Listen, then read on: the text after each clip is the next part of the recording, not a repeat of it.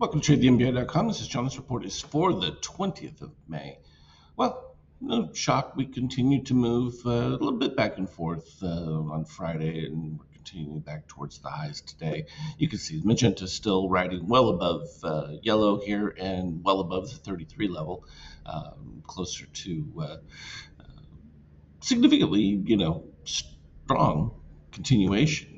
We're getting that meeting of DOC, cyan to green, and when that crosses over, that's definitely going to continue to push towards new highs. So again, this is pretty consistent with the readings. We have positive shakeouts, everything like that. Doesn't mean we're not going to be moving back and forth within that. It's just like every other one of the little up runs that we've seen.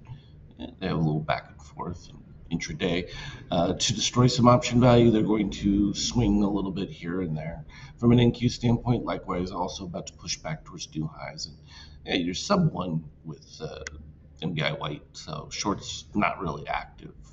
It's a little clearer reading than what you see from a DOC, but the DOC's been hanging around the zero, which puts it relatively in a neutral spot. Not really spiking much in any way, shape, or form. And I think shorts have been ripped to shreds to the point where they don't have a whole lot in them to continue to pile into it. But that being said, bulls still have to buy. And, there's a point at which that becomes a bit frothy when you don't have any justifications to jump in when things are already elevated. But this doesn't help any treasuries. The yield's still way too low given where rates are currently and where the inflation rate is running. And as long as you have that disparity, you really just don't have a choice. I mean, it's a forced entry into the market or into commodities. Oil making a small resurgence. We don't know what's going to happen now with the Iranian president. And that whole situation with them dying on the crash. So we'll see if that creates a little bit of upheaval or perhaps creates a period of stability where nothing is being done and they're worrying about internal affairs, and that kind of softens the geopolitical move. Of course, as long as oil's muted, the euro is free to reign because everyone's expectation is that the Fed is going to ease. The Fed doesn't ease. Will there be enough cushion in the euro before it breaks down over that critical 105 range? Yeah, we're going to have to see. The Eurozone theoretically turning around. We don't know how much of that's, when you're talking about 0.2, 0.3% growth, you can play with that kind of number range pretty easily to keep it on the positive side. It's pretty much just treading water. I think you're starting to see the same effect within the U.S., where we get these huge discrepancies. Then there's these big revisions. Sort of becomes nonsensical to some degree, and yet still moves the market because that's the excitement of what a trend, so to speak, is. And now that they've seen the pattern of the revisions, that they kind of wait and look for what the previous month's revision is, and it's beginning to get more popular because it's making more sense now. It's like, yeah, give the positive number, then you wait for another month. So you're further and further away from where the economy really is, given the information. Now, I promised you new highs for gold when it had dipped down here, and hey, well, you're welcome. I mean, as if that was even difficult for anyone to call. And we've been talking about gold for a couple of years now as it's slowly been building. It's just a matter of when was it going to break away. And it was the same as cryptos, likewise. Again, this is an alternative play, and there's a significant population that isn't going to want to get into equities at these values. Even Warren Buffett stockpiling cash at torrid rates because there just isn't anything that's worth getting into unless you're assuming that constant devaluation. So by holding on to cash too, it's also losing value. So yeah, there's that. The strong reality. But needless to say, it's relative, because if everybody's currencies are being devalued relatively the same, which is what you're seeing, because debt loads across the world are pretty much out of control universally. So it's relative. The people that suffer are just everyone who has to buy anything, which is most people.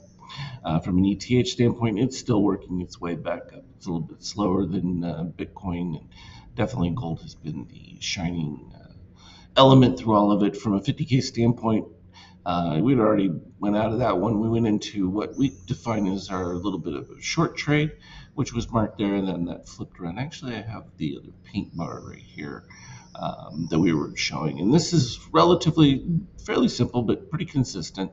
It's the cross of the white to the red MBI, where you have magenta under yellow and the blue under the D-red, which is this gray line right here.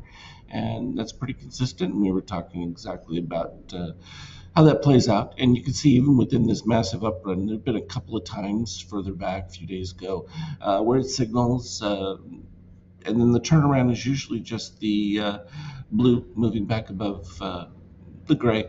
And that's enough for signal. That way you're not dealing with the back and forth smoke of the magenta sometimes popping back and forth when you get into a basing point with the bottom of the MBI readings down here. And certainly it was an effective play overall. And as it came across through, we were talking about from where the setup started to, the fact that it was expected to dip below that 15 level plus whatever, and it did. And the turnaround pretty clean from there. And literally, there's several different options from a stop standpoint. And, one, it could be the crossover of magenta to white, which would be right there. That was all the way down to the 3312 range. So that's just a matter of playing with risk levels, setups. My preference is always multiple entry and scale out under key setups. And in these particular cases, just finding the key setup that guarantees a decent return and then allowing the other one to trail and follow through. And that's just more of the continuation of what I'm working on for some of the updates for both pink bars and strategies. From a 5K, you can see we're pretty flat here in the post-market, which is pre-market for Monday session. But when we look at intraday, again, you can see beautiful sine wave movement here, back up and forth, just clearing option value. And that's exactly what this did going into it. And then right at the end, spiking back up, which killed the puts after they had taken care of all the calls. Just beautiful clean action, and it just erases that value, and then start over again. And now all the options for this week coming up, they'll do the same thing. So there you have it. That's the long and the short of it. Anything relevant, I'll put on the Skype chat for you. Have a good one. Trade well.